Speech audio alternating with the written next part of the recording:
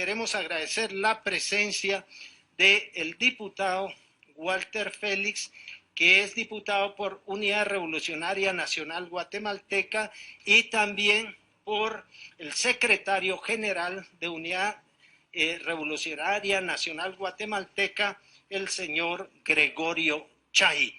Bienvenidos, muchas gracias por haber aceptado la invitación y también por tener la gentileza de haber aceptado correr una hora el programa que estaba para las 3 de la tarde. Diputado Walter Félix, usted, dentro de todo lo que se ha relacionado y lo que también existió que no se ha relacionado, ¿qué nos puede comentar de esa gesta? Bueno, en primer lugar, muy buenas tardes a todas y todos los radioescuchas. Agradecemos profundamente la oportunidad que se nos da de poder estar nuevamente acá en los micrófonos de Radio Nuevo Mundo. Como ya lo dijo el amigo César del Águila, nos acompaña el secretario general de nuestro partido, el compañero Gregorio Chailaines. Para hablar de este tema tendríamos que decir que, bueno, este es uno de los acontecimientos históricos, digamos, más grandes que ha habido en Guatemala. Creo comparable, por ejemplo, al tema de la firma del acuerdo de paz, ¿verdad? Que culmina todo un proceso, pues, de análisis, que termina todo un proceso de negociación y diálogo entre los distintos sectores del país y que finalmente dan como resultado el 29 de diciembre del año 96 con la firma del acuerdo de paz firme y duradera. Que dicho sea de paso, son dos acontecimientos importantes y que hay compromisos y tareas pendientes de ambos acontecimientos y que ambos tienen casi causas comunes que los generaron, ¿verdad? Hay que decir que la Revolución de Octubre del 44, dentro de sus antecedentes, está lo que ya un poco nos relataba aquí César del Águila, pero evidentemente es el producto de una pugna que se estaba dando, especialmente entre dos fuerzas en el país, ¿verdad? Los terratenientes que defendían el sistema feudal que había sido impuesto, digamos, después de la colonia y la conquista española, ¿verdad? Y la invasión que sufrimos, pues, en países como Guatemala, y también una incipiente burguesía nacional que estaba surgiendo y que buscaban implantar un nuevo sistema producto del desarrollo que habían tenido las fuerzas productivas, que buscaban implantar un nuevo sistema que es el sistema capitalista. La revolución, hay que decir, como surgió producto de esta pugna, lo que buscaba realmente era el desarrollo, digamos, el desarrollo democrático, pero también hay que decirlo, era un desarrollo capitalista, lo que buscaba era desarrollar el capitalismo y resolver estas contradicciones que se habían dado y permitir que el país tuviera un mayor desarrollo en el concierto de naciones, ¿verdad? Sin embargo, como se da en un momento del predominio del imperialismo norteamericano en nuestro país, ¿verdad? Y hay que decirlo precisamente porque se da en esas condiciones, la revolución y las medidas que van tomando los gobiernos en un primer periodo del doctor Juan José Arevalo Bermejo y en un segundo periodo de Jacobo Arbenz Guzmán, se van tomando medidas que de alguna manera van chocando con ese predominio que tenía el imperialismo norteamericano en nuestro país, ¿verdad? Y obviamente tenía que impulsar, digamos, medidas que afectaban los intereses de Estados Unidos en Guatemala, ¿verdad? Y eso precisamente da precisamente el origen a la invasión en 1954 para derrocarnos. Pero este periodo, que es un periodo democrático burgués, que se fue, por así decirlo, radicalizando, ¿verdad?, en el país, buscaba realmente el desarrollo de Guatemala. Buscaba el desarrollo y de alguna manera incluir dentro de ese desarrollo a sectores de la sociedad guatemalteca que hasta entonces habían estado marginados oprimidos y reprimidos por las dictaduras que en su momento había impulsado Manuel Estrada Cabrera y después Jorge Ubico, ¿verdad? Y que entonces la revolución del 44 viene y abre algunos espacios de participación, ¿verdad? O se conquistan algunos espacios de participación. Claro, ya entra a participar en ese entonces también el incipiente movimiento obrero que se va generando, ¿verdad? Las organizaciones campesinas, estudiantiles, ¿verdad? Y hay que reconocerlo, que hay, o que se da la participación de algunos militares con una mentalidad progresista, democrática, ¿verdad? Porque justamente en el relato que nos hacías al inicio, aparecen muchos de ellos capitanes mayores del ejército, que participan directamente en estos procesos, y sin los cuales esta gesta no se hubiese podido dar, ¿verdad?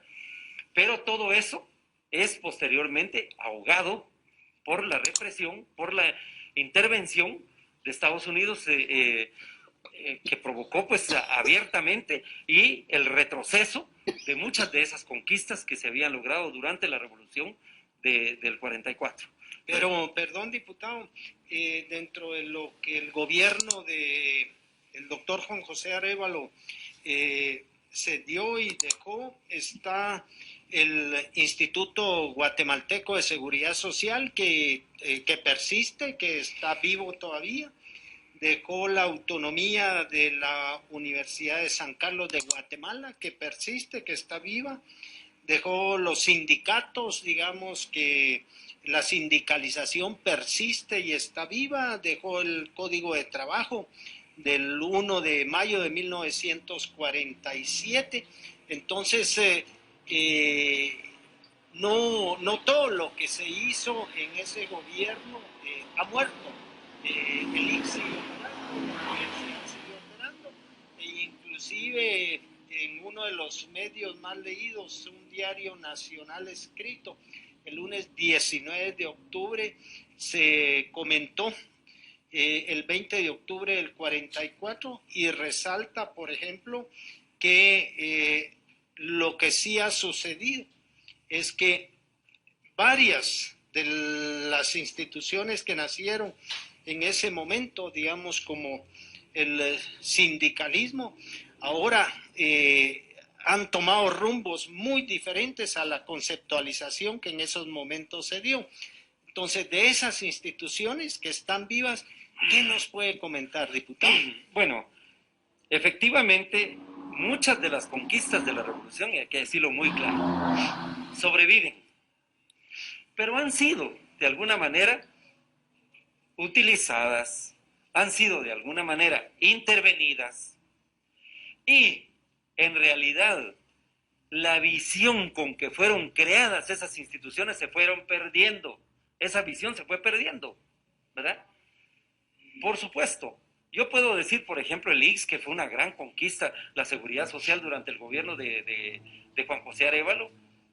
Sin embargo, nosotros nos damos cuenta cómo el ICS lamentablemente se ha visto envuelto en una serie de escándalos, especialmente ligados a los problemas de la corrupción. ¿Por qué? Porque los gobiernos de turno han aprovechado precisamente el poder para utilizar los recursos del ICS. Por ejemplo, yo podría decir ahorita, ¿cuánto le debe el Estado de Guatemala al ICS? ¿Por qué no se le paga al ICS lo que se le tiene que pagar, producto precisamente de esa seguridad social que tienen que tener los trabajadores? Porque ha habido la intención de desgastar al ICS, ha habido la intención de generar una mala imagen del ICS, y lamentablemente todos estos sucesos que se han dado y algunas malas prácticas que han generado, repito, algunas administraciones del ICS, ha dado como resultado que se le vaya generando cierto malestar, ¿verdad? Pero el ICS es una conquista, la seguridad social es una conquista, y que a estas alturas debiera de estar incluso atendiendo a mucha más población de manera eficiente con los recursos que el ICS tiene. ¿Verdad? Ahora, repito, pero han habido manotazos, ¿verdad?, que se han dado especialmente a las finanzas del ICS. Recordemos, en el marco de las investigaciones de la CICIG, de los últimos escándalos, el ICPISA, la compra sobrevalorada de las medicinas. Ahora mismo, yo podría decir, desde el Congreso de la República, ha habido la intención de ver cómo se revierten ciertos programas del ICS, precisamente porque programas como, por ejemplo, el de la compra de la medicina, da mucha plata. Y hay quienes quisieran, pues, que sus laboratorios fueran los que salieran favorecidos, ¿verdad? Entonces, existe esa intencionalidad. Se molestan, por ejemplo, que el ICS tenga convenios con la Organización Mundial Panamericana de la Salud para la compra de medicinas, para generar transparencia. Es decir, este tipo de cosas hay que decirlas. El ICS sobrevive y deberíamos realmente de luchar porque se fortalezca. La Universidad de San Carlos, ¿cómo no vamos a querer a la Universidad de San Carlos? Sí, históricamente ha sido una universidad del pueblo. Sin embargo, la han ido interviniendo y le han ido quitando, digamos, contenido a la enseñanza en la Universidad de San Carlos. Y hoy en día yo sí les puedo decir, la Universidad de San Carlos también ha estado involucrada en sucesos o en lamentables escándalos que tienen que ver con la corrupción. Recientemente, problemas que se han tenido con los estudiantes en la Universidad de San Carlos, precisamente porque no hay una reforma educativa, porque no se empuja. Es necesario que se tomen en cuenta las nuevas exigencias de la población guatemalteca y la población estudiantil. Tenemos esas dificultades. Entonces, existen los logros, pero lo que quiero dejar claro es que la revolución en 10 años hizo más de lo que han hecho gobiernos en más de 50, 60 años, y después de la invasión norteamericana en 1954, se han dedicado a desmontar estos logros de la revolución. Sin embargo, muchos de ellos, el Código de Trabajo, por ejemplo, está, pero ¿cuánto se cumple? ¿Verdad? Es decir, no lo niego, existe esto. La revolución, sin embargo, si se hubiera seguido en esa dinámica y con esa visión de la revolución, Guatemala hubiera alcanzado un desarrollo mucho mayor, ¿verdad?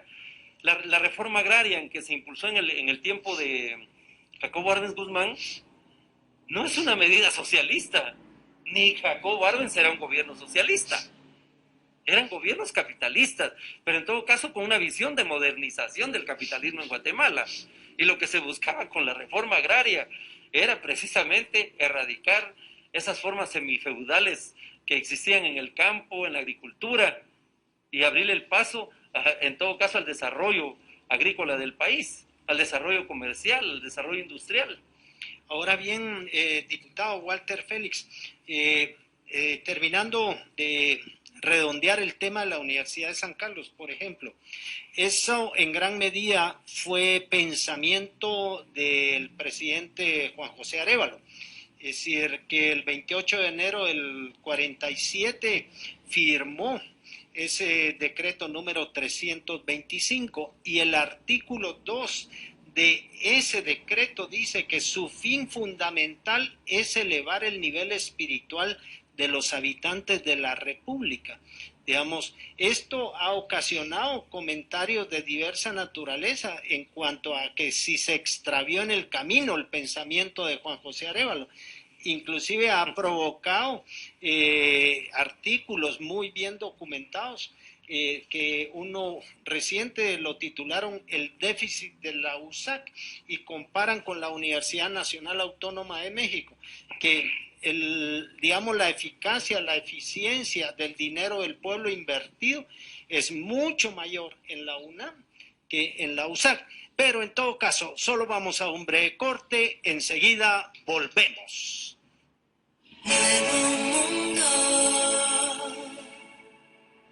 Estamos conversando con el diputado Walter Félix. Él es diputado de URNG por el departamento de Huehuetenango. Y también está con nosotros el secretario general del partido URNG.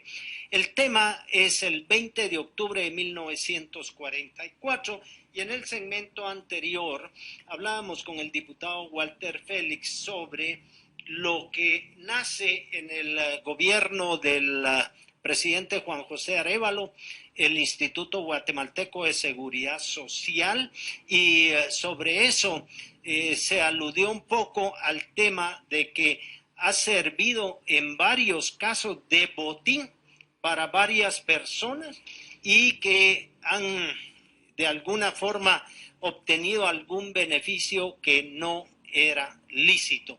Y también hemos conversado sobre el tema de la Universidad de San Carlos de Guatemala, que nace también el 28 de enero de 1947 por el decreto 325 firmado por Juan José Arévalo y que en su artículo 2 dice que su fin fundamental es elevar el nivel espiritual de los habitantes de la República de Guatemala y que al parecer pudiera haberse extraviado un poco ese concepto en el camino.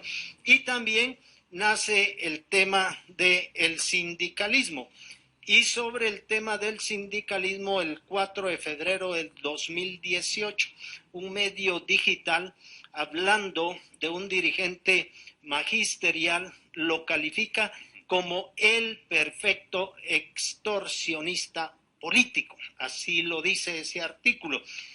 Diputado Walter Félix, luce como que los buenos propósitos que tuvo en su momento, quizá muy adelantado a su época, Juan José Arévalo, que mi mamá me contaba que le decían chilacayote porque era bien cholón, es decir, y también me contaba que a Carlos Castillo Armas le decían caradiacha porque tenía una nariz muy pronunciada. Mire, ¿qué nos puede, como que se perdió en el camino ese espíritu de Juan José Arévalo, digamos, viendo las circunstancias actuales del ICS, que han pretendido beneficiarse ilícitamente de él, de la Universidad de San Carlos, que el propósito fundamental lo dejó definido Juan José Arévalo, y como que perdió un poco el rumbo, y el sindicalismo hasta ser señalado un alto dirigente sindical como el perfecto extorsionista político. ¿Qué nos puede comentar? Bueno, yo diría que el pensamiento de Juan José Arévalo o de todos los dirigentes de la Revolución de Octubre del 44 es un pensamiento que sigue vivo.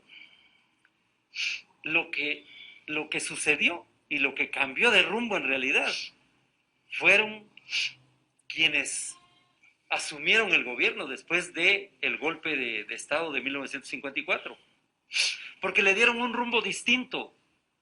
Esos objetivos que tenía la Revolución de Octubre de convertir al país en una nación económicamente independiente, de convertir a nuestra nación, de tener una economía trazada, predominantemente feudal, para convertirlo en un país capitalista moderno, esas transformaciones que buscaban de alguna manera elevar el nivel de vida de las masas populares guatemaltecas, eso se perdió, porque los objetivos fueron otros.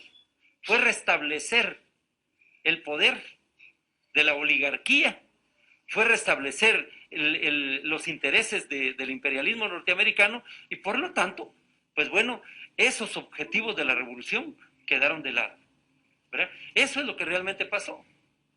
No es que se haya extraviado realmente el pensamiento de Juan José Arévalo. Ahora bien, diputado Walter Félix, en marzo del 2020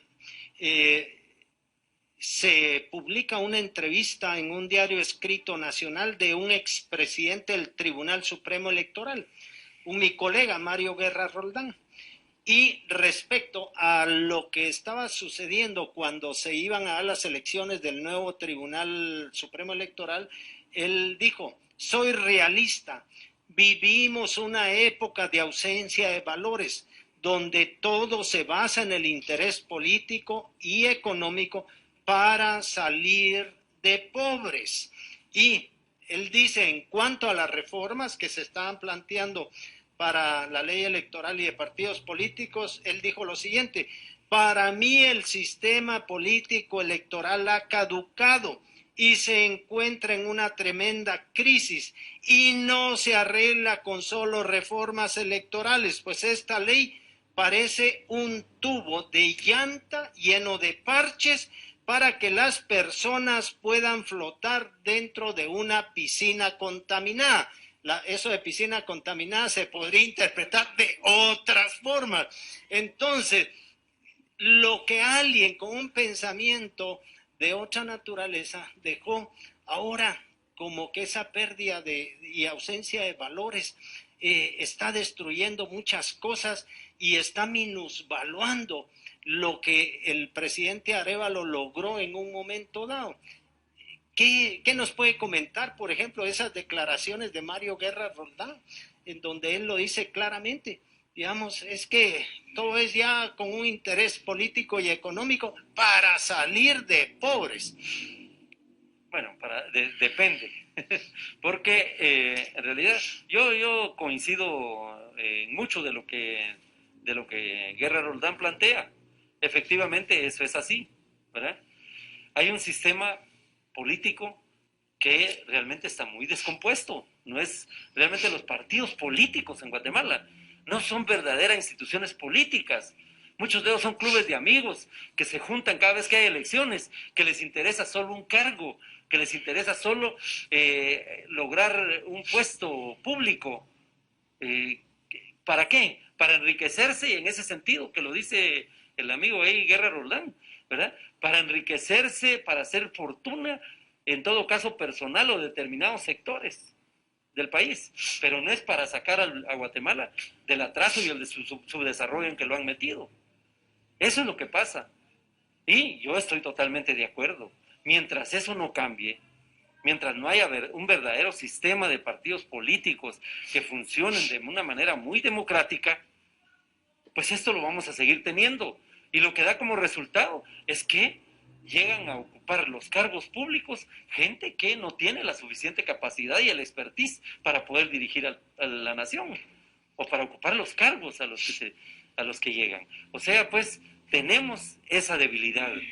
Ahora, perdón, diputado, yo leí un ensayo de alguien de una universidad privada que decía que ética y política son inseparables. ¿Usted qué opina? Que debiera de ser así, y ojalá fuera así, pero más bien aquí hoy en día están divorciadas la ética y la política, lamentablemente, porque si no, nosotros nos damos cuenta de lo que sucede en el Congreso de la República. Es decir, recientemente se da una elección de junta directiva en el Congreso de la República, donde nuevamente se dan prácticas que se han venido dando y que se han ido perpetuando para elegir las juntas directivas del Congreso. No hay una representatividad en la junta directiva del Congreso. Y no me refiero a la representatividad solo física, sino me refiero a una agenda legislativa que recoja las propuestas y las iniciativas que vienen de los diferentes sectores. Entonces, ahí nos damos cuenta, pues, ¿verdad? ¿Cómo esta situación se repite? Y cómo, pues bueno, estas malas prácticas siguen dando como resultado que quienes conducen a los poderes del Estado o las instituciones del Estado es gente que no precisamente llega ahí para jugar el papel que constitucionalmente les corresponde o con la visión de sacar adelante al país, sino para amasar fortuna en lo personal, repito, o para favorecer los intereses de determinados sectores de poder de Guatemala, que son a quienes en última instancia representan. Ahora, diputado, pasando al tema de Jacobo Arbenz Guzmán, que al parecer, según una biografía de Arbenz escrita por, me parece, es un historiador de nacionalidad argentina, habían llegado a un acuerdo con el presidente Arévalo, Francisco Javier Arana y Jacobo Arbenz, de que por cuestiones de edad el que sucediera a Arévalo fuera Francisco Javier Arana y después Arbenz. Porque, por ejemplo, cuando se da el hecho de que forman el triunvirato, Arbenz lo forma teniendo solamente 31 años. Francisco Javier Arana tenía 39 y me parece que Jorge Toriello 36. Entonces hicieron ese acuerdo, pero después rompen ese acuerdo, lo rompe Arbenz y se produce el asesinato, homicidio, muerte, como se le quiera llamar, de Francisco Javier Arana en el Puente de la Gloria en Amatitlán, digamos, porque él había ido a, llamémosle, recoger 400 fusiles que estaban guardados allá en el Morlón, y a su regreso sucede ese evento. Pero finalmente también Arbenz gana la presidencia de la República.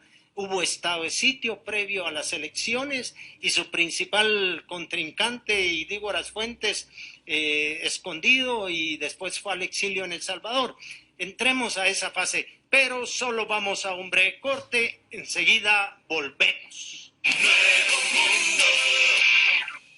Estamos conversando con el diputado de URNG, el señor Walter Félix, y estábamos entrando al tema del gobierno de Jacobo Arbenz Guzmán.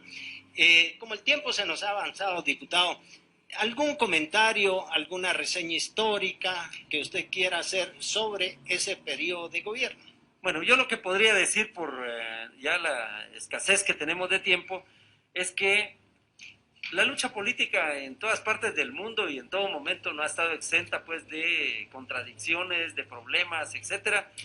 Y bueno, en el caso del gobierno de Jacobo Arbenz, que fue de 1951 a 1954, que es prácticamente, digamos, una segunda fase de la revolución de octubre de 1944, yo lo que puedo decir es que en esta fase, en esta segunda fase, efectivamente es donde el gobierno toma las medidas, digamos, que vienen precisamente a generar la independencia económica del país, pero que, repito, medidas que entran en contradicción con los intereses de Estados Unidos.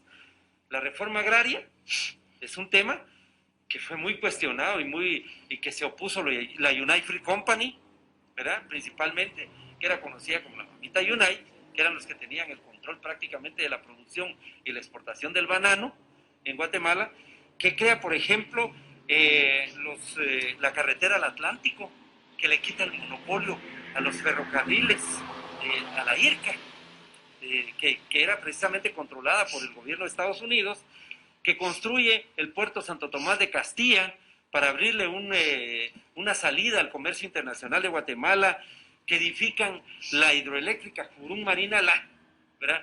Que le quita también el monopolio que tenía la Electric Boat and Charter de Estados Unidos. Es decir, las medidas que se toman durante el gobierno de Jacobo Arbenz sí son medidas que vienen a generar la posibilidad de tener un país con una economía independiente.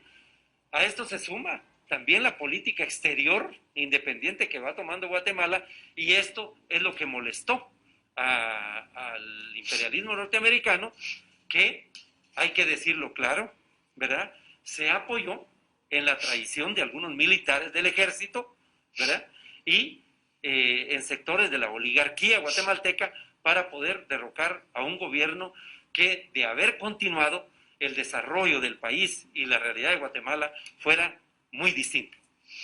Ahora bien, en los anales de la historia existe una reunión que hubo el día 7 de junio del año en que renunció Jacobo Arbenz Guzmán, en donde varios mandos militares, el jefe de las Fuerzas Armadas, el ministro de la Defensa, le trasladaron varias preguntas que era el sentir del ejército en ese momento, y le advirtieron que no se veía bien las cosas que él estaba haciendo.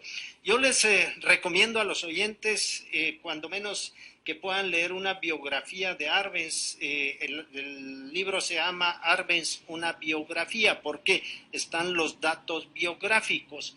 Y también les recomiendo, porque la historia no termina ahí.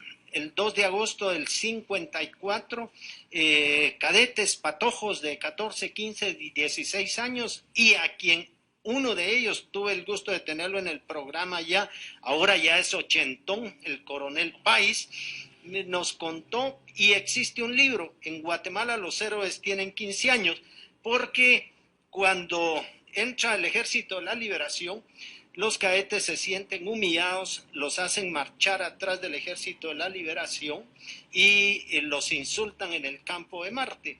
Y toman la decisión, un 2 de agosto, de atacar al Ejército de la Liberación, y como yo le dije al coronel Páez, les picaron la cresta en primer lugar, y como eran patojos, tenían las hormonas al nivel más alto y echaron barniz, y defendieron la institucionalidad del Ejército de Guatemala. Pero como tenemos con nosotros también, a quien agradecemos la presencia, al señor Gregorio Chay, secretario general de URNG, queremos darle la bienvenida, y usted que ha escuchado todo, ¿qué nos puede decir don Gregorio Chay? Bienvenido. Bueno, muchas gracias. Bueno, lo primero es que la agenda de la Revolución del 44 sigue siendo una agenda vigente para Guatemala. Es responsabilidad de los guatemaltecos y guatemaltecas darle continuidad a esa agenda, que se complementa con la agenda de los acuerdos de paz y la agenda histórica de los pueblos indígenas. Lo que es, no hay que darle mucha vuelta, porque es lo que se necesita todavía, ¿cierto? Pasar por esta fase de la historia guatemalteca, de la modernización capitalista con desarrollo social y la democracia plena que establecen los acuerdos de paz y justicia social. Entonces creo que la gran pregunta para todos quienes luchamos por una transformación democrática del país es qué hacer en este momento, cuando nos encontramos en un país con una regresión terrible en casi todos los sentidos, en lo político, en lo económico, en lo cultural, y nos vemos obligados a trazarnos ese reto de seguir esa ruta que trazaron nuestros ancestros, y decir que vamos a darle continuidad. Pero sí es necesario que nos sentemos, que veamos. Fíjese, solo el análisis muy sencillo, numérico, de las elecciones recientes dan cuenta que el voto afín a la izquierda de 7 partidos llega alrededor de 700,000 votos, que hubieran dado lugar a que, en vez de tener 15 diputados en el Congreso de la República, tuviéramos 42. A cualquiera, invito a los muchachos, a las muchachas ahorita, agarren su cuaderno, su lapicero, vean los números, apliquen la fórmula matemática que establece el Tribunal Supremo Electoral, y tendríamos ese número. Hubiéramos sido la primera fuerza política en el Congreso de la República, porque la UNE no hubiera tenido esos votos, esos diputados, porque se les hubiera restado a ellos. Ahora, ¿cuál es el gran problema? La división entre nosotros, la falta de unidad, la falta de perspectivas. Por eso... ¿Me permite felicitarle por su honestidad? La división entre ustedes es el gran problema, y han venido divididos desde hace muchos años. Cuando yo entré a la Facultad de Derecho en el siglo pasado, ya se hablaba de los estalinistas, los trotskistas, los maoístas, los leninistas, y se formaron 4 facciones, que solo porque un señor imberbe que vivía en el exterior los unió, se pudieron unir, pero cuando van a las elecciones, ahí se pierde todo sentido de unidad. Entonces, ¿podrían hacer más si realmente tuvieran ese sentido de unidad. Y ustedes participaron en la agenda nacional compartida, que era para un esfuerzo para una Guatemala del siglo XXI. Alba Maldonado firmó por URNG. Entonces, si hay dificultades de unidad a lo interno, va a haber muchas más dificultades ya cuando se hable con más grupos. ¿Usted qué pensaría? ¿Nos falta un Nelson Mandela en Guatemala? No, porque, es decir, quisiéramos, por supuesto, tener de verdad la dicha de tener un líder de esa talla, pero también los hemos tenido. Aquí hay algo más que solo la falta de división. No olvidemos que tenemos en Guatemala una de las oligarquías más poderosas y retrógradas del continente, que tiene tremenda fortaleza. O sea, han propiciado la división.